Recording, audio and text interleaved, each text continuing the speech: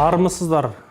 Ел-кезет танымдық ақпараттық порталының домбыра үйрену сабағының 10-шы бөлімін бастаймыз.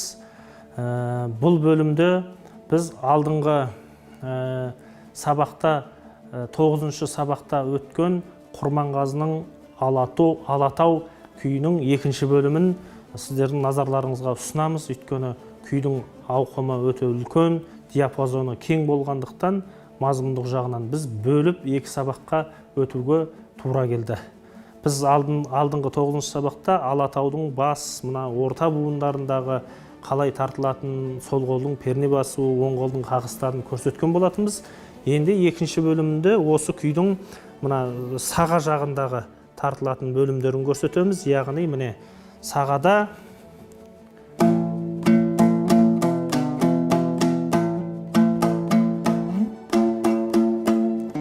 сағаға түскенде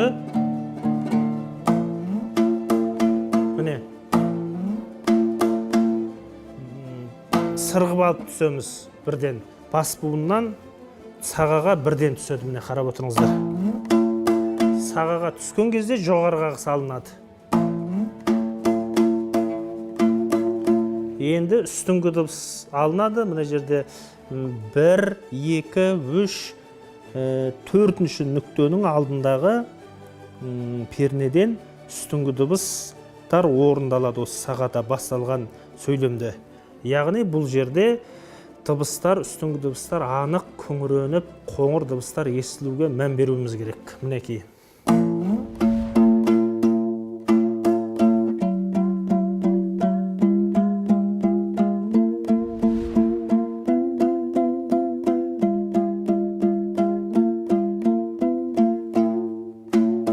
Көрдіңіздер ме? Мына үстіңгі дыбыстың өзі 1, 2, 3 пернеге дейін бірінші саусақпен жылжып алынып отырады. Міне өздеріңіз көріп отырсыздар. Осы 3 перненің өзі бірінші саусақпенен жылжып алынып отыр. Кейін 3-ші саусақ қосылады. Сол ерекшеліктерге қарап отырыңыздар міне.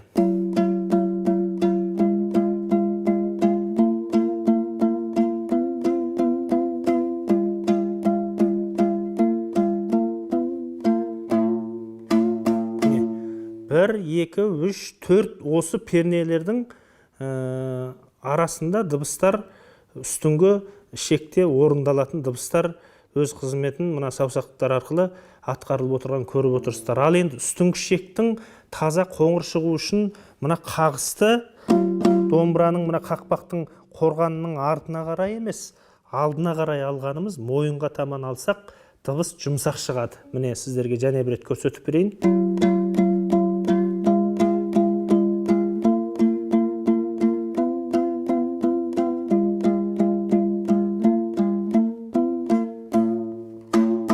Ары қарай 4-ші саусақпен жылжимыз.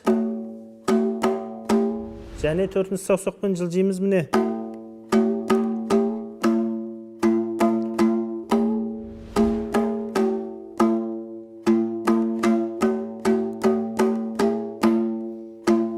Дегеннен кейін ең соңғы пернеге қарай 1-ші саусақпен түсеміз.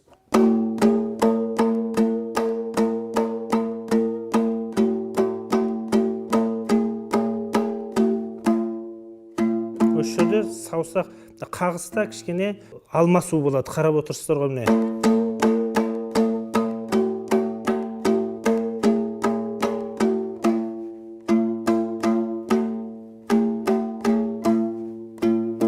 Осы жерде 4-ші саусаққа алмасамыз бірдің орнына. Міне.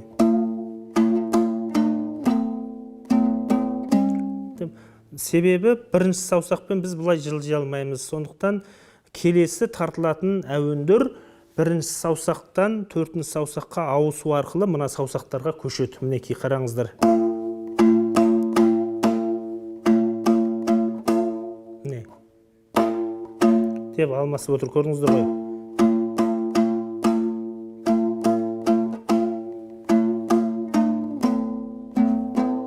Мына жерде бас бармақ басады.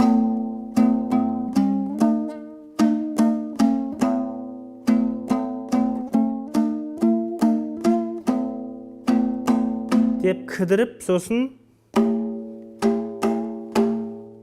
мына жерде де кідіреміз.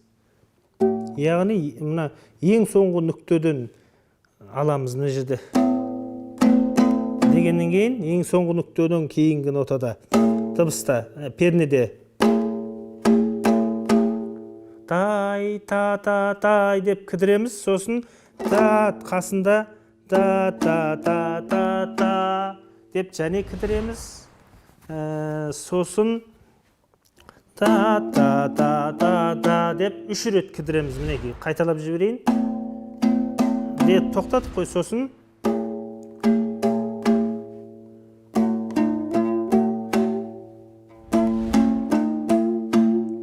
енді ары қарай әуен жүріп кетеді. Бағана кездескен келеміз сол әуенге.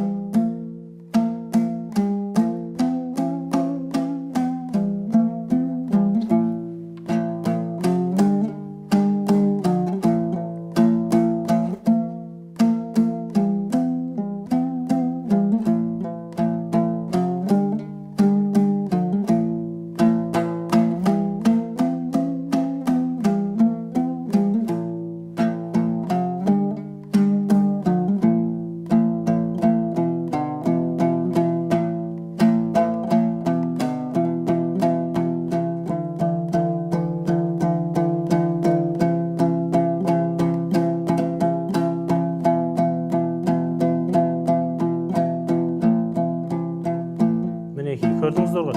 Мына сағадан шыққаннан кейінгі тартылып жатқан әуендер бастапқы күйдің басталған кезінде, орта буыннан шыққан кезде қайталанған әуендер.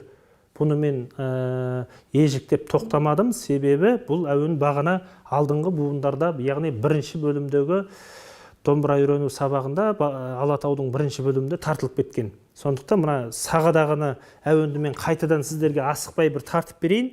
Сіздер жаңағы мен айтқан саусақтардың алмасуы, қағыстың алмасуы, сол ерекшеліктерге бір рет мұқият мән беріп отырыңыздар міне.